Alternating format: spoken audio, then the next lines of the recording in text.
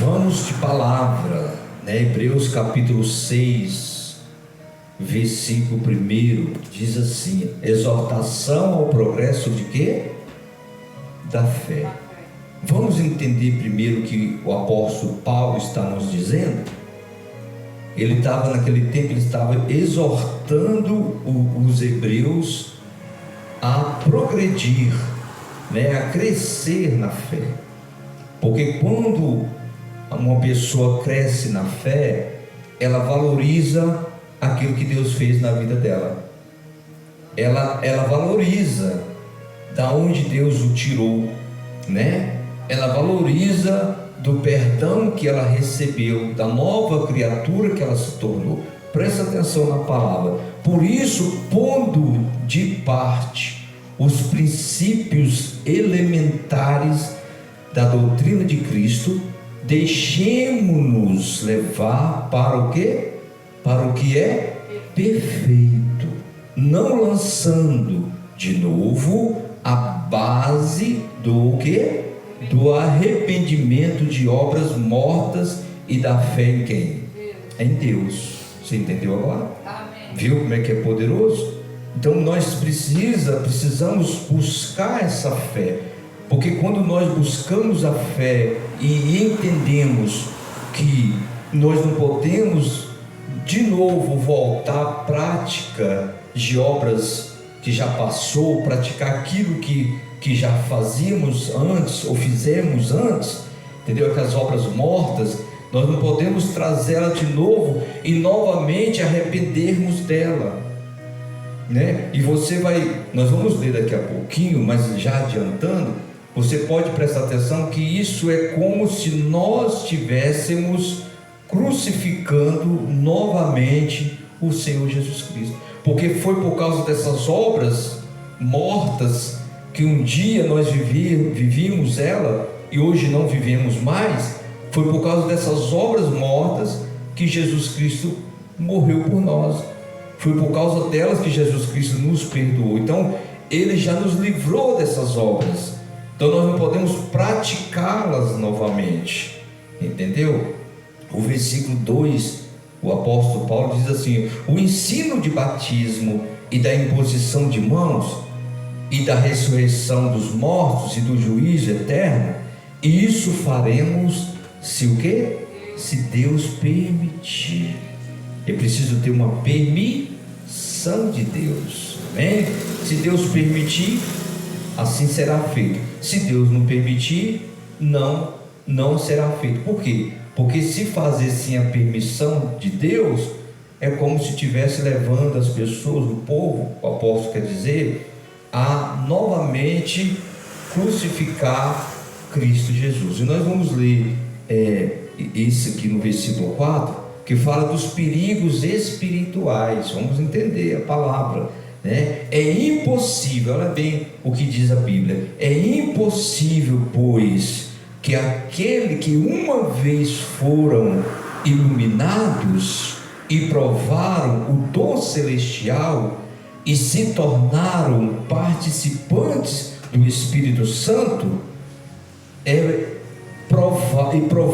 provaram a boa palavra de Deus e os poderes do mundo vindouro e caíram, sim, é impossível outra vez, né, renová-los para arrependimento. O apóstolo Paulo está falando, só se tiver aquela permissão, entendeu?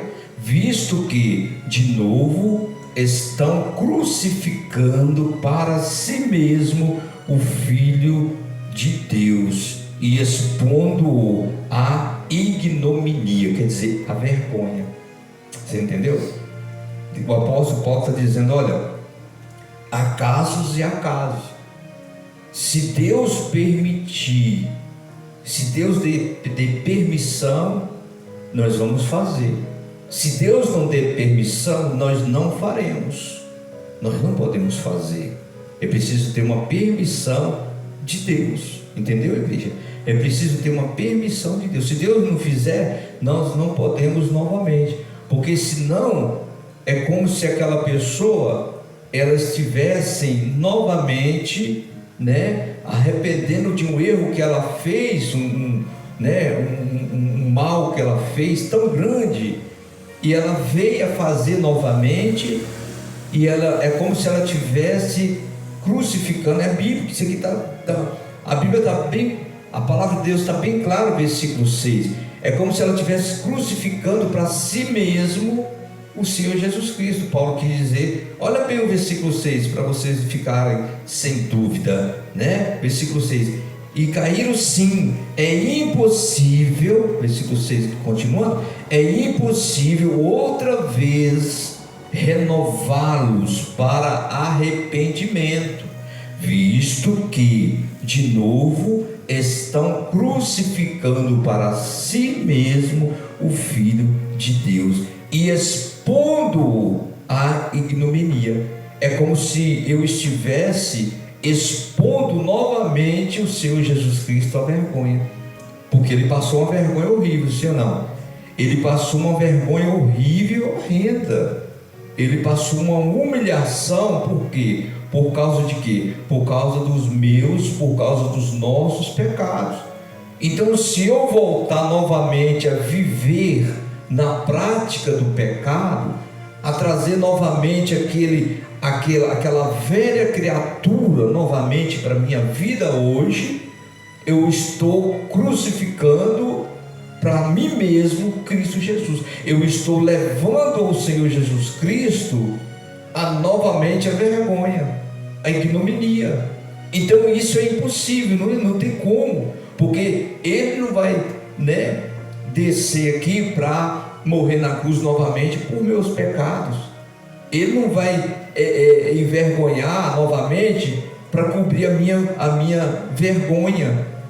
Mas o ato do qual eu faço isso é como se eu estivesse levando ele, ou tentando levar ele a ser crucificado, e expondo ele também à vergonha.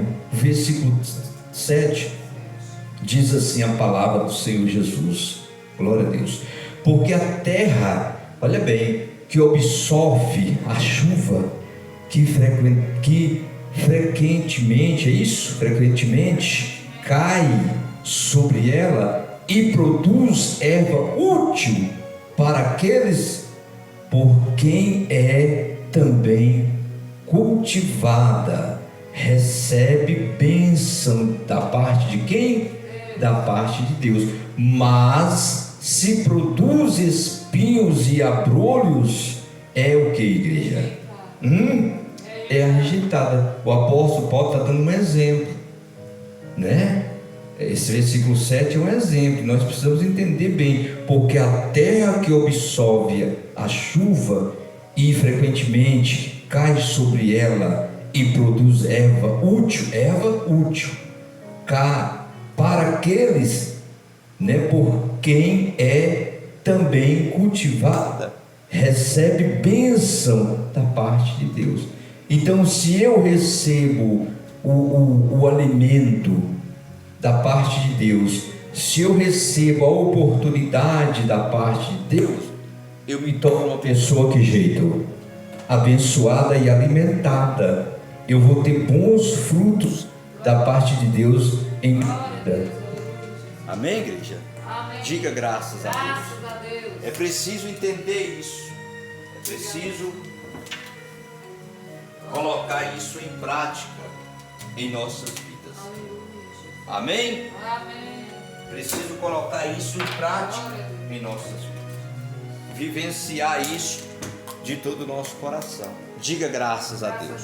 Ó, o versículo.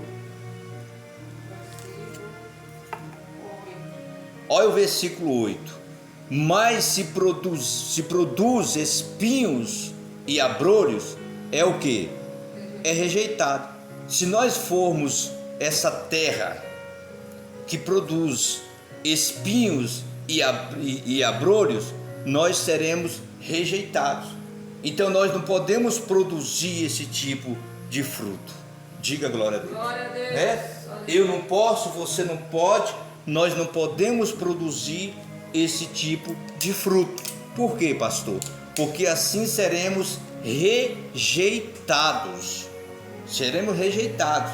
Mas se eu sou uma terra boa, que recebo a palavra de Deus de bom grado, priorizo ela, guardo ela no meu coração, vivencio ela, eu vou dar bons frutos, não é verdade?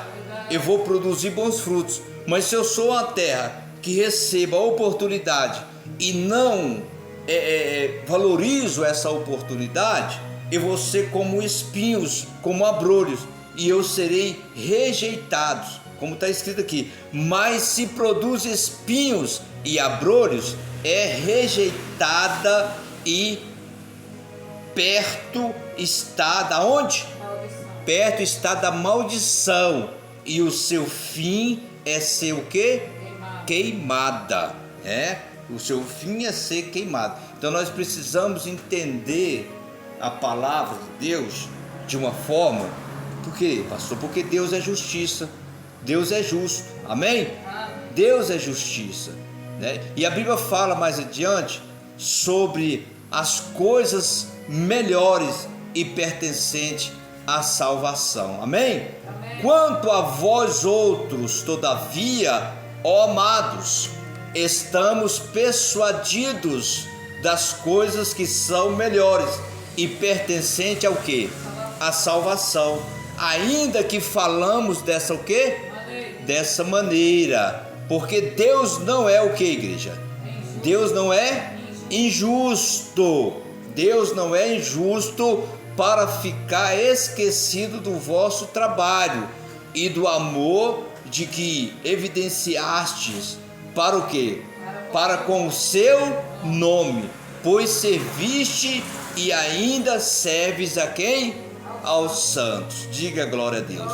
Desejamos, porém, continue cada um de vós mostrando até o fim a mesma o quê?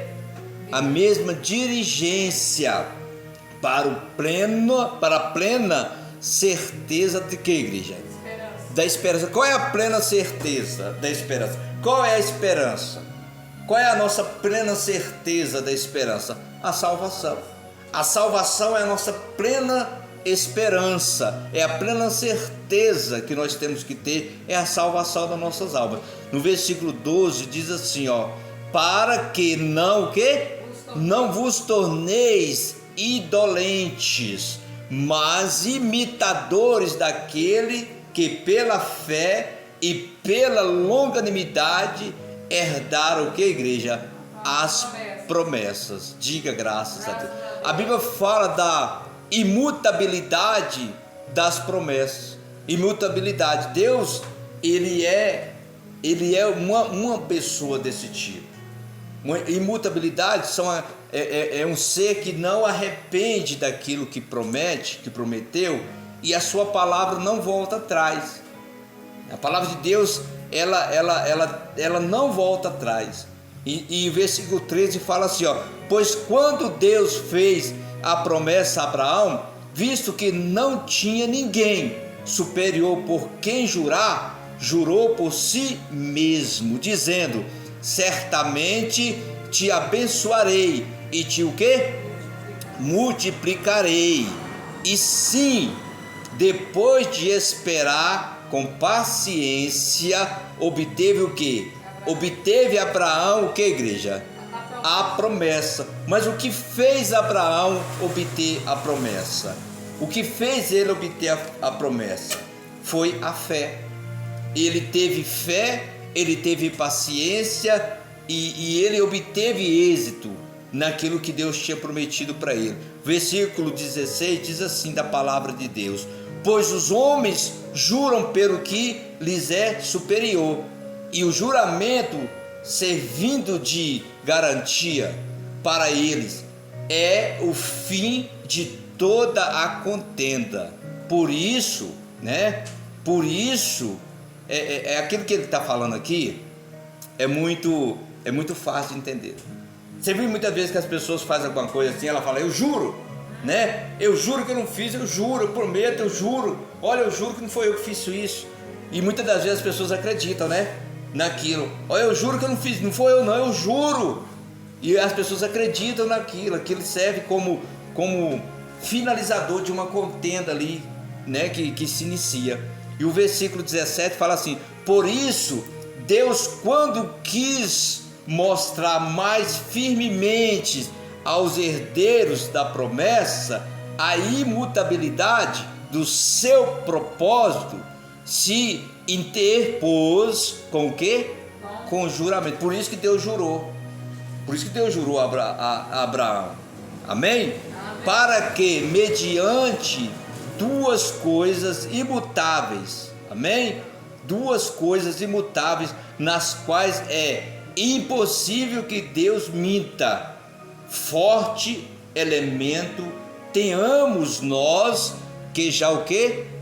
Que já corremos para o refúgio, diga glória a Deus, a fim de lançar mão da esperança, o que, igreja?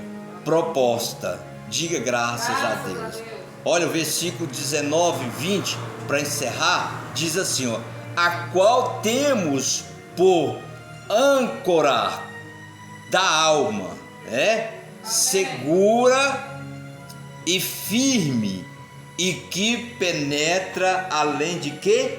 Além do véu, diga glória a Deus, onde Jesus, como percussor, entrou por nós, tendo-se tornado sumo sacerdote para sempre, segundo a ordem de o quê?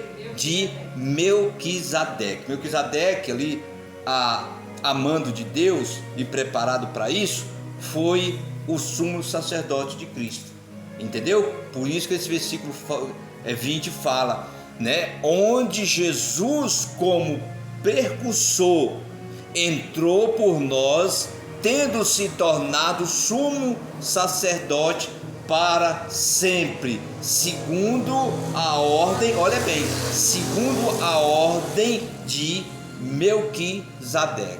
Diga graças a Deus. Amém? Então a palavra de Deus é essa. A palavra, ela cura, ela liberta, ela salva. É preciso deixar a palavra entrar no coração. Muitas das vezes ela vem com uma situação assim forte, mas se você deixar ela entrar no coração, Deus traz oportunidade. Deus traz oportunidade. Deus traz chance. Os que estão ouvindo, os que não estão na prática do pecado, serve para que não pratique, e aqueles que caíram, que pecaram, serve também de oportunidade para não cair de novo, para não pecar de novo. Então a palavra de Deus, ela é poderosa, ela é fina e grandiosa. Diga graças a Deus. Em nome de quem, igreja?